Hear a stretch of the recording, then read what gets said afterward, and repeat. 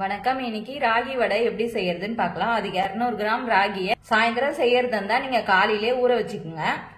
3 teaspoon அளவுக்கு அரிசி மாவு, 2 பெரிய வெங்காயத்தை பொடியா கட் பண்ணி வச்சிருக்கேன், 2 பச்சை மிளகாய் பொடியா கட் பண்ணது, கொஞ்சம் கருவேப்பிலை பொடியா கட் பண்ணது, 1/4 டீஸ்பூன் அளவுக்கு சீரகம்.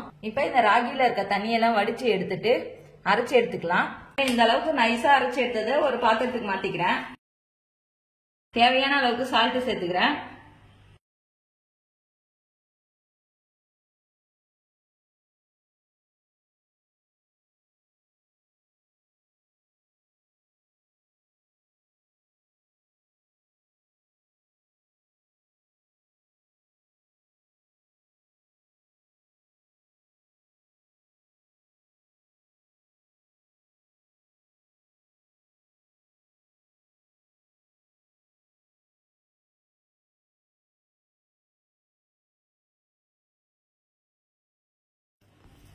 இப்ப நல்லா பிசைஞ்சாச்சு. சின்ன சின்ன உருண்டையா எடுத்து வடை தட்டி போட்டுக்கலாம்.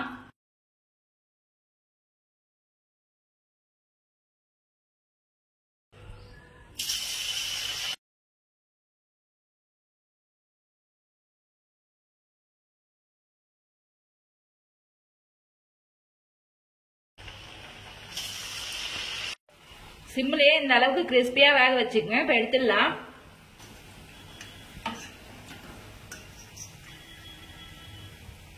நீங்க இதுல முருங்கைக்கீரை கூட 2 கைப்பிடி அளவுக்கு சேர்த்துக்கலாம்.